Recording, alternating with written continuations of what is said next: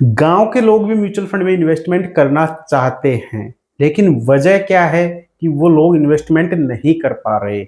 Mutual fund 1963 से चल रहा है और 1963 से अभी तक का समय देखें तो लगभग 60-62 साल हो चुके हैं, लेकिन फिर भी गांव के लोग बहुत कम इन्वेस्टमेंट कर रहे हैं म्यूचुअल फंड में। तो आखिर म्यूचुअल फंड के बारे में गांव के लोग क्या सोचते हैं? क्या वो इन्वेस्टमेंट करना चाहते हैं? क्या वो इन्वेस्टमेंट करना नहीं चाहते? या कोई और रीजन है जिसकी वजह से वो इन्वेस्टमेंट नहीं कर पा रहे हैं? तो आज उसी के बारे में बात करेंगे कि आखिर गांव के लोग म्यूचुअल फंड के बारे में क्या सोचते हैं, क्या राय रखते हैं। तो चलिए शुरू करते हैं और जानते हैं। तो देखो, मैं एक म्यूचुअल फंड डिस्ट्रीब्यूटर हूं और मैं एक गांव में रहता हूं और मैं गांव के बहुत सारे लोगों को म्यूचुअल फंड में इन्वेस्टमेंट करवाता हूं। बहुत सारे लोगों की मैंने एसआईपी चालू कर रखी है, बहुत सारे लोगों का मैंने लमसम पैसा इन्वेस्टमेंट कर रखा है। अब बात ये आती है कि जब मैंने गांव में इतने सारे लोगों का इन्वेस्टमेंट करा रखा है, तो फिर गांव के लोग इन्वेस्टमेंट क्यों नहीं कर रहे? तो देखो, इतना बड़ा गांव है लेकिन उसमें से बहुत कम मैंने इन्वेस्टमेंट करा रखा है। अब इसकी जो वजह क्या है, इतना कम कैसे हो रहा है? तो इसकी जो मेन वजह है वो ये नहीं है कि वो इन्वेस्टमेंट करना नहीं चाहते, वो चाहते हैं इन्वेस्टमेंट करना, लेकिन उनको विश्वास दिलाने वाला आदमी चाहिए कि हाँ, उनका पैसा है वो डूबेगा नहीं। उनका पैसा किसी फ्रॉड में, किसी स्कैम में डूबने वाला नहीं है। उनका पैसा सेफ रहेगा। उनको ब्याज से मतलब नहीं है कि उनको ब्याज कितना मिलेगा। वो ब्याज के बारे में बाद में सोचते हैं, पहले जो उनकी जो मूल रकम है वो डूबनी नहीं चाहिए। ये विश्वास जो इंसान उनको दिला देगा ना, वो इन्वेस्टमेंट करना शुरू कर देंगे, लेकिन वो उस विश्वास के ऊपर, जिस इंसान ने उसको विश्वास दिलाया है उसके ऊपर विश्वास करके वो इन्वेस्टमेंट करते हैं, ना कि वो म्यूचुअल फंड के ऊपर विश्वास करते हैं। तो मैं बहुत सारे डाटा उनके सामने दिखाता हूँ, मैं अपना खुद का पोर्टफोलियो दिखाता हूँ कि देखो मैंने इतना रिटर्न बनाया है। उसके बाद में जैसे हमारे देश के प्रधानमंत्री हैं, उनका एक वीडियो है यूट्यूब पे जो म्यूचुअल फंड के बारे में बात करते हैं, तो मैं उनको वो वीडियो दिखाता हूँ।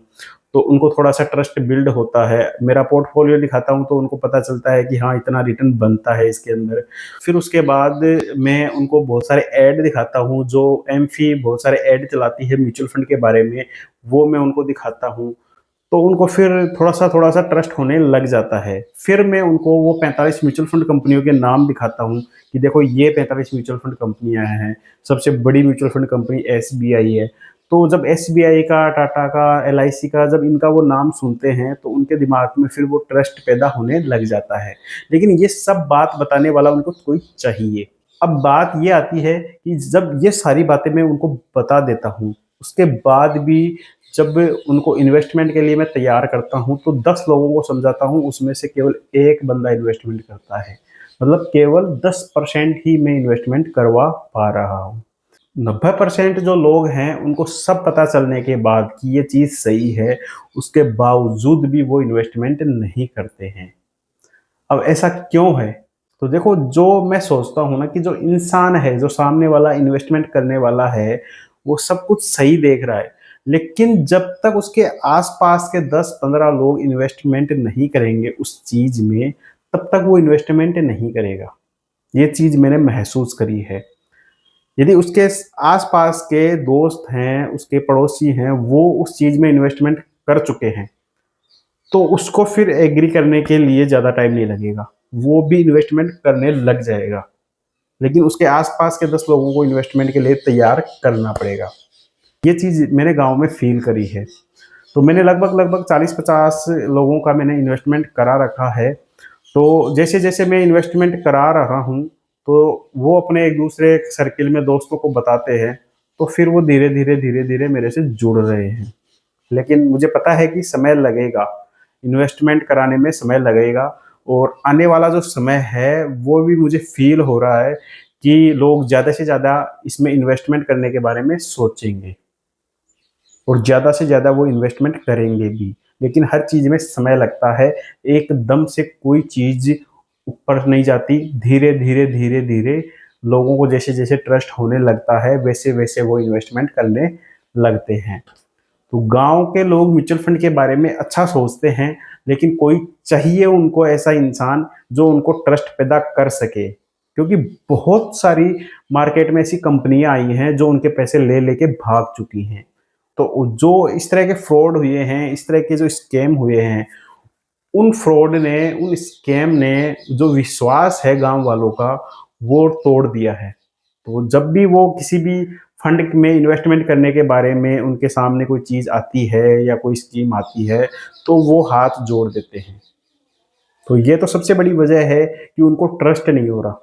दूसरी चीज़ ये है कि उनको कोई विश्वास दिलाने वाला नहीं मिल रहा, कोई गारंटी नहीं ले रहा कि ये पैसे डूब जाएँगे तो तुम दोगे वो पैसे। ये भी सबसे बड़ी चीज़ है। तो देखो, मैं म्यूचुअल फंड में कितने सालों से काम कर रहा हूँ, मैं म्यूचुअल फंड के बारे में जितनी स्टडी कर चुका हूँ, उस हिसाब से मैं कॉन्फिडेंस के साथ 99% गारंटी के साथ कह सकता हूँ कि आपका पैसा है, वो डूबेगा नहीं। आपका जो रिटर्न है वो बैंक से ज़्यादा मिलेगा आपको। मैं कोई रिटर्न की गारंटी नहीं दे रहा कि आपको इतना रिटर्न मिल जाएगा, लेकिन आपकी जो मूल रकम है वो नहीं डूबेगी, वो कहीं नहीं जाएगी, आपकी रकम सेफ रहेगी। अब डूबने में तो जैसे बैंक है वो भी डूबते हैं, लोगों के पैसे खा खा के बैंक भी भाग जाते हैं, तो म्यूचुअल फंड क्यों नहीं भाग सकता?